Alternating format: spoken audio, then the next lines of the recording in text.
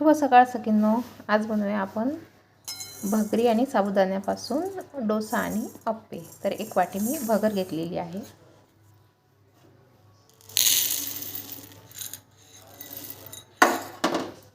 अर्धी वाटी साबुदाणा. आता हे थोडंसं आपण गरम करून घेऊया.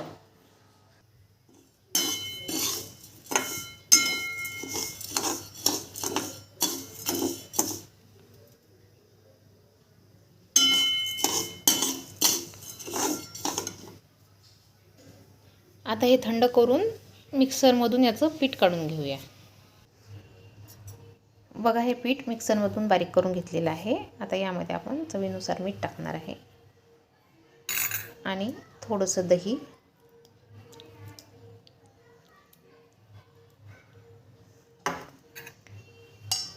थोडं पाणी आणि हे मिक्स करून घेऊ.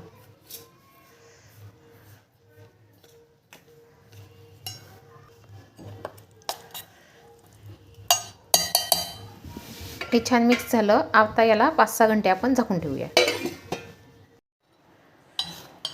बघा, आपलं हे मटेरियलला 5-6 तास झाले भिजून. आता यातलं अर्ध मी बाजूला काढते.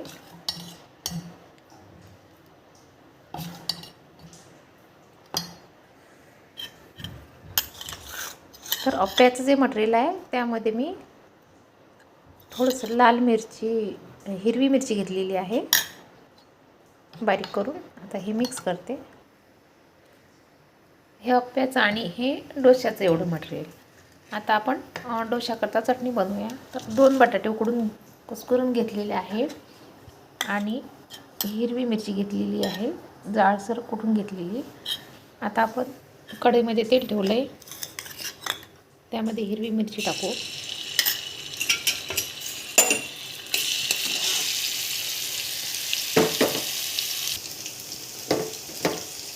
मिरची फ्राय झाली छान. आता बटाटे टाकू. चवीनुसार मीठ.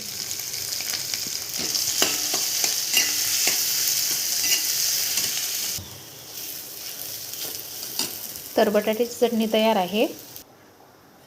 आता आपण आधी डोसा बनवूया. या मटेरियलमध्ये मी थोडीशी साखर टाकत आहे. तुम्हाला आवडत नसेल तर नाही टाकली तरी चालेल. डोशाचा तवा ठेवला आपण, त्याच्यावरती थोडंसं पाणी टाकूया आणि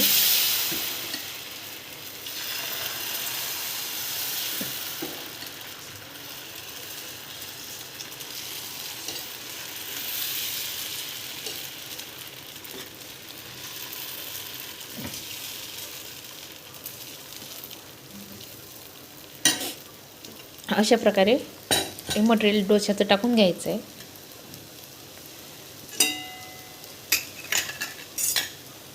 नंतर थोडंसं तेल टाकायचं.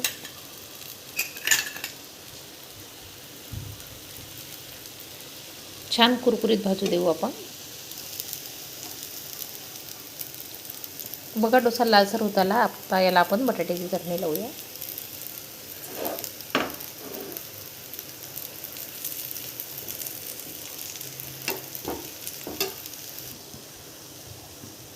बघा, छान लाल झाला आपला डोसा. आता काढून घेऊया.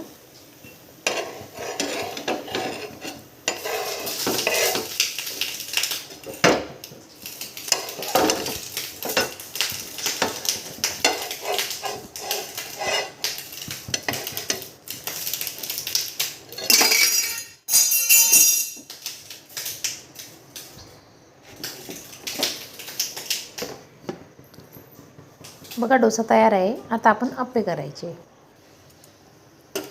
अप्पे पात्र ठेवलं आपण. आता यामध्ये तेल टाकून घेऊया.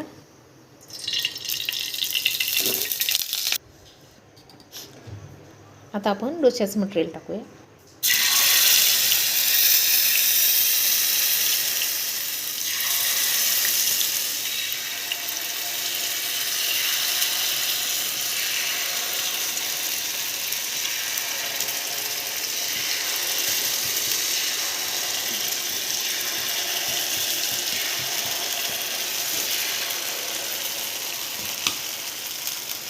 दोन मिनटं झाकून घेऊया.